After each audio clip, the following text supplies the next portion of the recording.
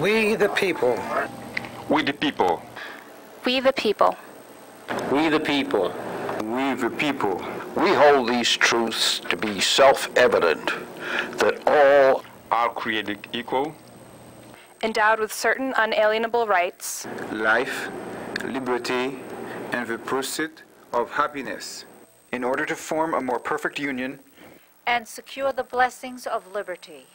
Congress shall make no law abridging the freedom of speech or of the press or the right of the people peaceably to assemble and to petition the government for a redress of grievances. Let facts be submitted to a candid world.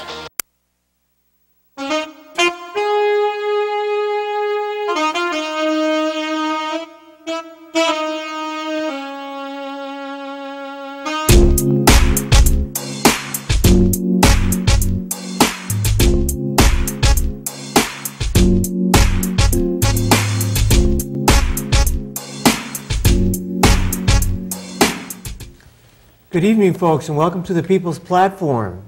Tonight, the show is about saving the Boston YMCA. I'm your host, David Minot, and our guests tonight, in addition to myself, are Bob McKay and Andre Jones. And we're all here as concerned citizens to talk about the proposed demolition of the Y. We're all members of the Y, and we're all very concerned about losing this valuable community resource. And so, Bob, could you tell us a little bit more about this crisis that the community faces in the imminent loss of this resource? Well, we have a number of agencies who are in the city, and also we have a number of colleges. And there's a lot of dynamic movement going on among all of these agencies, either to get bigger or fatter or whatever. And for us, the challenge at the Y is that their neighbor, Northeastern University, would like to have part of the structure of the YMCA as it currently exists on Huntington Avenue in Boston, Back Bay area. And could you tell us how Northeastern got their start? How that's connected to the Y? Oh, it's an old university that has been around, but has not had the terrific expansion going on around its campus. So they are building all over. With the increasing costs of tuition, they are able to amass enough money to expand their reach and to bring in many more students, which they're proposing to do. What I wanted the viewers to hear is where did the university get their start? They got their start in the Y itself, didn't they? Right, right. Yeah, well, they've been, you know, and it was for many years, as I knew it, 50, 60 years ago, it was a co-op, primarily a co-op university that brought people in and spent 6 months in, 6 months out. There also was a law school there, but they were really minor players in the city's educational establishment. Mm-hmm. They're no longer minor players, and they're also expanding both into Roxbury and in and around the Y itself. Well, thank you, Bob. Andre, could you explain what some of the wider implications are for the community so our viewers understand? So, as David and Bob have mentioned, the YMCA at Huntington Avenue is proposing to sell off some of their assets. They're proposing to sell off what they call the Hastings wing and also as well as their gymnasium. And they will retain 316 Huntington Ave. Within the walls of the Y is a diverse, vital, and unique community of people made up of old and young, and black and white, gay and straight, and what the members are currently trying to do is to preserve that community, because that community is under attack. The community is under attack because even though the YMCA says and has represented that it is going to rebuild the remaining facility into a new and better facility, the fact of the matter is that Northeastern has a right of first offer on the remaining facility as well. And we do not believe it's financially feasible for the Y. The plans are not financially feasible. In fact, they do not have formal plans at this late date to refurbish the remaining facility. David also asked, to clarify, in terms of Northeastern's birthplace, Northeastern's birthplace is specifically the YMCA. They started as classes that were held at the YMCA. Northeastern wasn't an independent institution until approximately 1948. They were under the governance of the Y until approximately 1929. So, it's ironic that Northeastern is trying to, and with the Y management's acquiescence, to end this or end this the life of this diverse, vital, unique community in the city of Boston. And how did this, Bob, would you like to explain how this whole drama began? How did this unfold?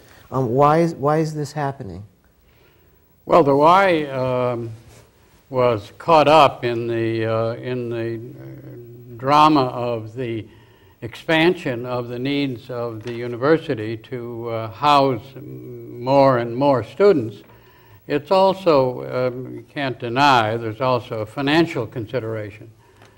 They become now, like the other colleges in our city, with continued expansion to increase their income from more students.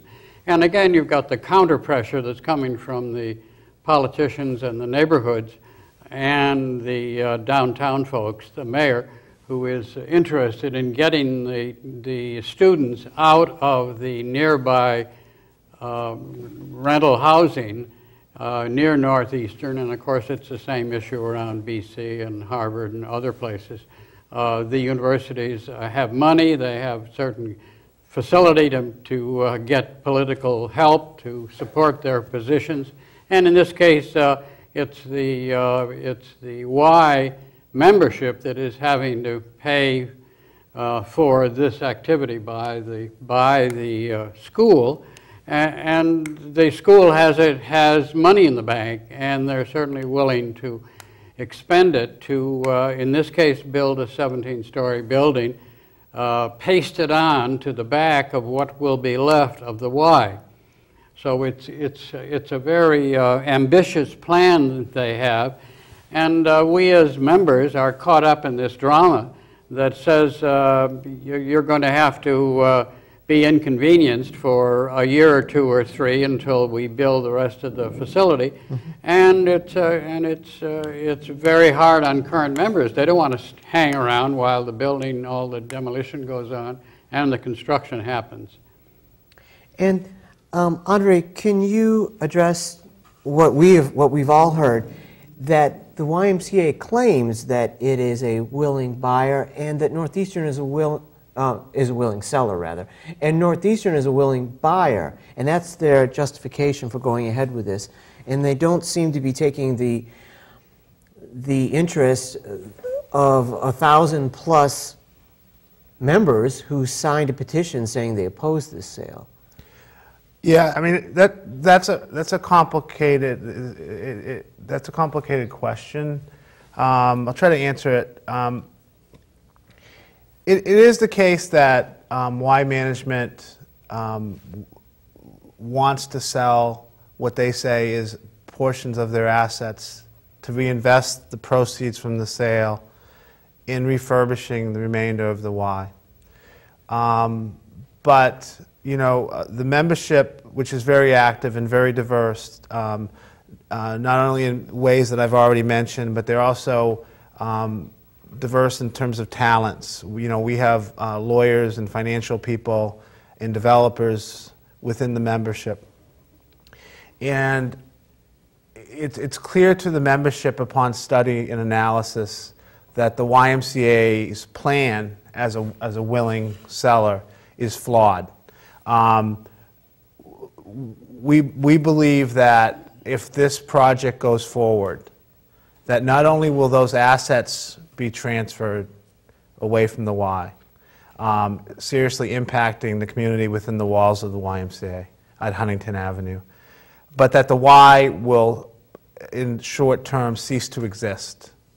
Because as I said, the Northeastern has a right of first offer on the remainder of the Y.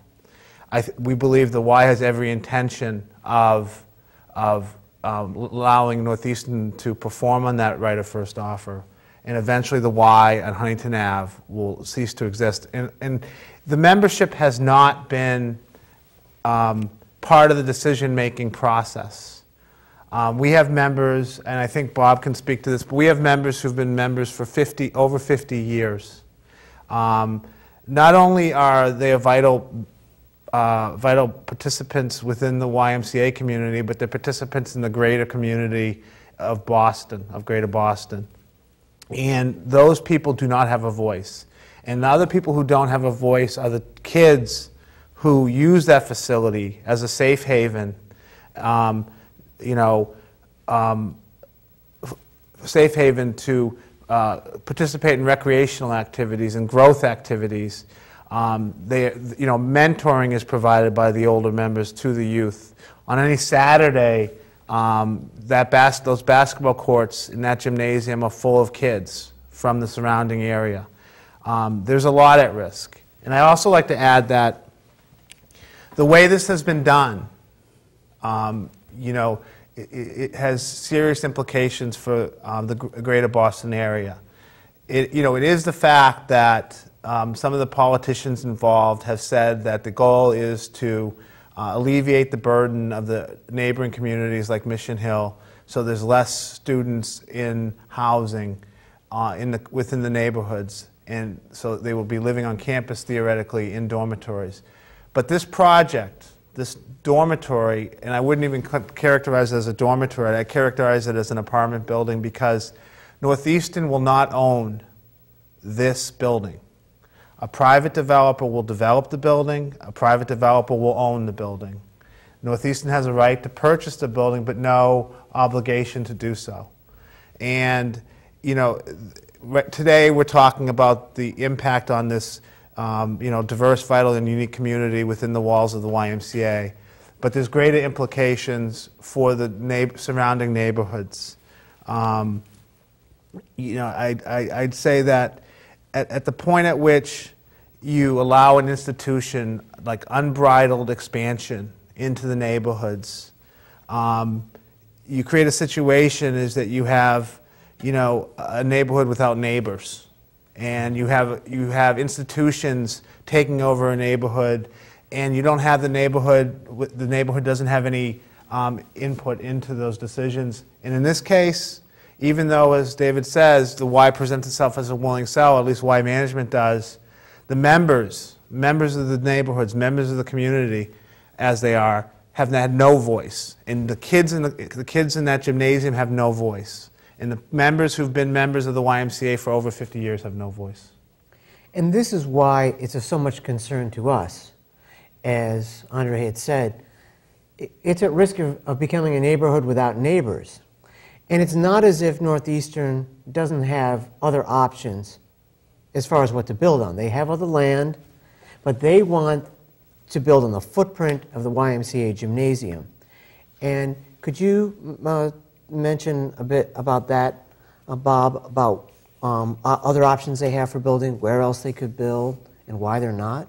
Well, it's a very tight site. Looking at the site plans of where they propose to put this building, this 17-story, over 200 feet of building, on the back